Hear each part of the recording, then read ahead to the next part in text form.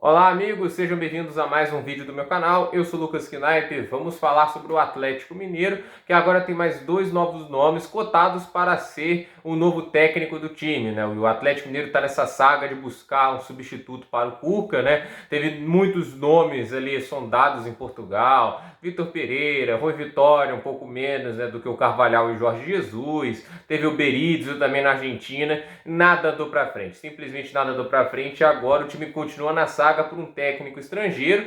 E assim, dois nomes apareceram, né? A gente tem o Luiz Castro, técnico português, tem passagem pela Europa, obviamente, né? Teve no Shakhtar Donetsk, que trabalhou muito no Porto em times assim, preparatórios, né? O time sub-20, entende? Nem nunca foi, se não me engano, o técnico principal do Porto, mas é um técnico interessante, proposta bastante ofensiva e assim, ele está no momento no Oriente Médio, é um técnico empregado, tem uma multa rescisória, por exemplo, bem menor que a do Carvalhal, que era 2,5 milhões de euros, a multa dele é apenas 1 milhão de euros. E o outro nome é o Antônio Mohamed, conhecido como El Turco, é um técnico argentino, bem maluco, né? Muita gente chamando de Sampaoli com implante de cabelo, né? E lembra bastante o perfil do Sampaoli, apesar de ter estilo de jogo assim bem distinto, mas é um técnico que eu tenho um pouquinho mais de ressalvas, mas é um nome bem interessante, né? E assim, eu não vi muito do trabalho do Mohamed El Turco, né? Até porque eu não acompanho tanto o futebol mexicano, que é onde ele teve a maior parte de suas passagens. Por exemplo,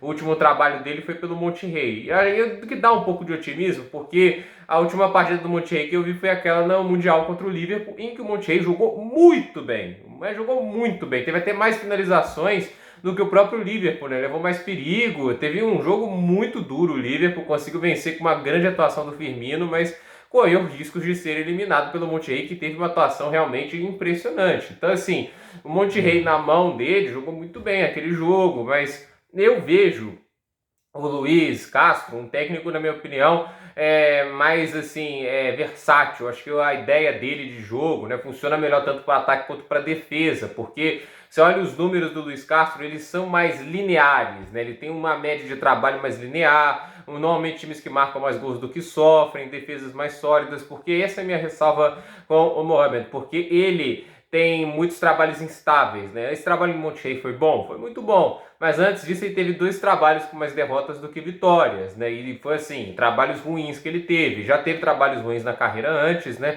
E eu acho que a carreira dele é mais assim, montanha-russa. Então a gente não sabe qual o ponto da montanha-russa que a gente vai pegar ele aqui no Atlético. Obviamente teria o melhor elenco da carreira dele agora no Atlético Mineiro, uma situação muito forte em questões de América do Sul. Então assim, nesse sentido, ele teria uma boa condição de mostrar aí suas qualidades, se ele puder alegar que assim, os elencos que eu estive antes não eram tão bons assim. Mas assim, a mesma coisa poderia valer também para o Luiz Castro, né? O Luiz Castro nunca treinou grandes elencos na vida, né? E acho que ele tem qualidades, né? A gente vai lembrar, assim, que o Shakhtar Donetsk na última fase de grupos da Champions jogou contra o Real Madrid do Zidane ganhou os dois jogos. Mas se você lembrar também, o time do Marco Rose, né, o Mönchengladbach, atropelou o Shakhtar nos dois jogos com goleadas bem assustadoras. Mas as vitórias, né, contra o Real Madrid mostrou muita versatilidade porque o time soube contra-atacar com muita maestria, soube usar muito bem as velocidades dos jogadores, né? Ele é um cara que também gosta da proposta ofensiva, mas aí que eu gosto do técnico, porque às vezes ele abdica de seus princípios para ter mais eficiência, né, para buscar mais assim, a melhor chance de vencer a partida.